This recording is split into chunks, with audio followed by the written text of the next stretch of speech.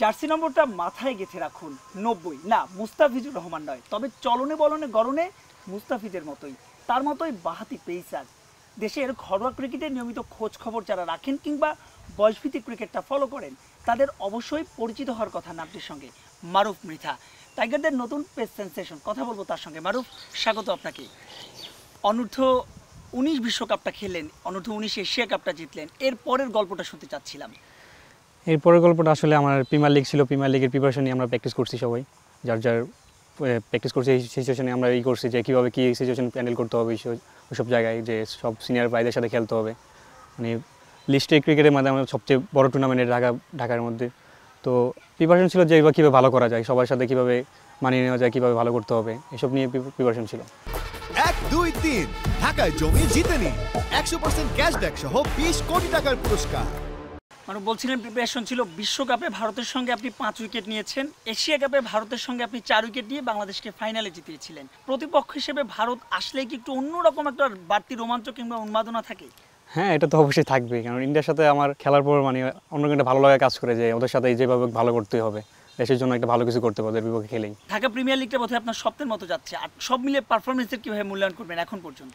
হ্যাঁ, আলহামদুলিল্লাহ ভালো হইতেছে, সব যেটা চাইছিলাম যেটা হইতেছে সব কিছুই, কিন্তু আমার আরও ইমপ্রুভ করতে হবে, যে আমাদের যে ভুল হচ্ছে যেগুলো, ওইগুলো নিয়ে আরও কাজ করতে হবে সামনে, যেগুলো ভালো করে আরও আমার ইনশাল্লাহ আবার ভালো কিছু হবে সামনে। মানে বয়স এখনও 19-এর একটু বেশি, পেসটা ভালো, কিন্তু সুইংটা নিয়ে বোধহয় আপনার এখনও কাজ করার অনেক জায়গা আছে, এটা নিশ্চয়ই আলাদাভাবে কাজ করছেন এই বিষয়টা। খেলাটা শেষ হলে আমি আমার ক্যাম্পে যদি কোনো ক্যাম্পের এসপিতে যদি আমার ডাকা হয়, তাহলে ইনশাল্লাহ ওই জায়গায় যে আমি কাজ করবো, আমার বোলিং আমি আরও ভালো কিছু করার চেষ্টা করবো, আমার সুইংটা আসতে কাটার আসতে মুস্তাফিজের কাছ থেকে কাটার চেষ্টা করবো আমি সময়, যে যদি গতি বাড়ানো নিয়ে নিশ্চয়ই কাজ করছে, নিশ্চয়ই একসময় চান 140-এর বেশি বল করতে টানা। সবারই স্বপ্ন থাকে যে 140+ বল করা, 150-এর কাছাকাছি করা। আমার আমার ইচ্ছা আছে যে জোরের উপরে সুইং করা, কীভাবে সুইং করা হয়, জোরে কীভাবে করতে হয়, এগুলো আমি সবসময় চিন্তা করি যে কীভাবে করলে আরও ভালো হবে সামনে, এগুলো নিয়ে চিন্তা করি। মুন্সিগঞ্জ থেকে একেবারে ঢাকা প্রিমিয়ার লিগ কিংবা অনূর্ধ্ব-19 বিশ্বকাপ, একেবারে পুরো গল্পটা যদি একটু বলতেন।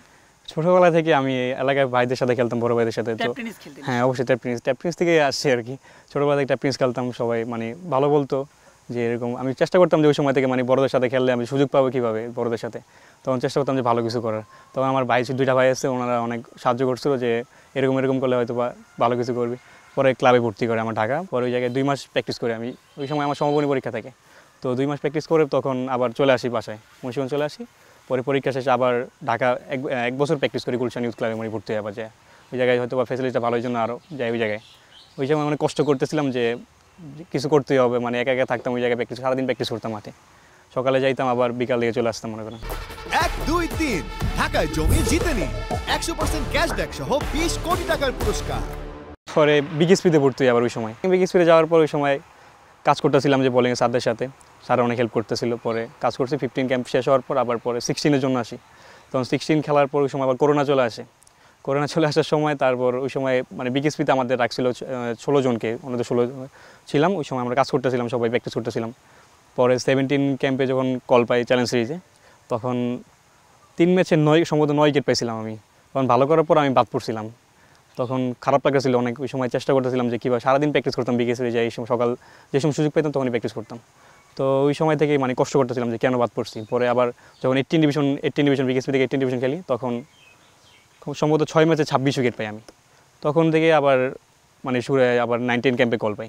তখন ওখান থেকে নিজেকে আরও ইমপ্রুভ করার চেষ্টা করছি যে কীভাবে ওয়ার্ল্ড কাপটা খেলা যায়, এশিয়া কাপটা খেলা যায়। প্রথমবারের মতো আপনার এশিয়া কাপটা জিতলেন, একেবারে দুবাইয়ের মতো জায়গায়, মোটামুটি ফুল প্যাকড গ্যালারি ছিল, গ্যালারির একটা অংশ পুরো বাংলাদেশের সমর্থকরা ছিল, ভারতকে হারালেন, মানে ওই মুহূর্তটা যদি একটু বলতেন। ভারতের সাথে আগের দিন আমরা চিন্তা করেছিলাম যে দেশের জন্য কিছু একটা করব, ভালো কিছু নিয়ে যাবো আমরা, দেশকে দিব আমরা ইনশাল্লাহ। তো আমরা তখন চিন্তা করতেছিলাম যে কীভাবে ভালো করা যায়। তো আমার আগের দিন রাত থেকে মনে করেন যে আমার ভিতরে মানে একটা ভালো লাগে কাজ করতে হলো যে কালকে ইনশাল্লাহ ভালো করবই, যেভাবে হোক ভালো করতেই হবে ওদের সাথে। তো তখন থেকে আমার ভিতরে মানে অ্যাগ্রেশন চলে আসছিলো যে ওদের সাথে আমাদের মানে ভয় পেলে চলবে না, যে যত ওদের সাথে মানে কথা বলে করবো তখনই আমরা মানে চলে আসছিলো যে সব ভালো করতেই হবে ওই সময়টা। পরে আমরা সকালবেলা মানে ওয়েদারটা অনেক ভালো ছিল ওই সময়, মানে বোলিং করতেছিলাম, ভালো লাগতেছিল, অনেক সুইং করতেছিল দুই দিকেই মনে করেন। তো তখন আবার আর্লি উইকেট ফেলাই দিয়ে 2টা উইকেট পড়ে যায়, তখন সবার ভিতরে আরও একটা কাজ করে যে ওদের যেভাবে মানে কম রানে অল আউট করতে হবে। তো সবার ভিতরে ওই এফোর্টটা ছিল যে কীভাবে মানে ওই ম্যাচটা জিতবো আমরা, সবাই একত্রিত এই ম্যাচটা জিতছি আমরা। মানে জাতীয় দলের হয়ে খেলার নিশ্চয়ই স্বপ্ন দেখেন? হ্যাঁ অবশ্যই, এটা তো সবারই স্বপ্ন থাকে যে জাতীয় দলে খেলবে, দেশের জন্য খেলবে, এটা তো সবারই স্বপ্ন থাকে। তো আমারও স্বপ্ন আছে আমার সামনে মানে কি করতে হবে, কি করলে আমি মানে খেলতে পারবো। তো আমি এভাবে কাজ করতেছি যে কীভাবে তাদের সাথে ফাইট করা যাবে, তখন আমি এভাবে কাজ করতেছি। অনেক অনেক ধন্যবাদ আপনাকে। দর্শক, কথা বলছিলাম মারুফ মৃধার সঙ্গে, টাইগারদের নতুন প্রেস সেনসেশন। তিনি শোনাচ্ছিলেন তার প্রত্যাশার কথা, জানাচ্ছিলেন তার স্বপ্নগুলো। আমরাও প্রত্যাশা করব মারুফ মৃধাদের মতো তরুণরা খুব দ্রুতই শক্তিশালী করুক বাংলাদেশের পাইপলাইন এবং দেশের জন্য নিয়ে আসুক অনাকাঙ্ক্ষিত একটা ট্রফি। মাহবুব রিমন, সময় সংবাদ, মুন্সিগঞ্জ।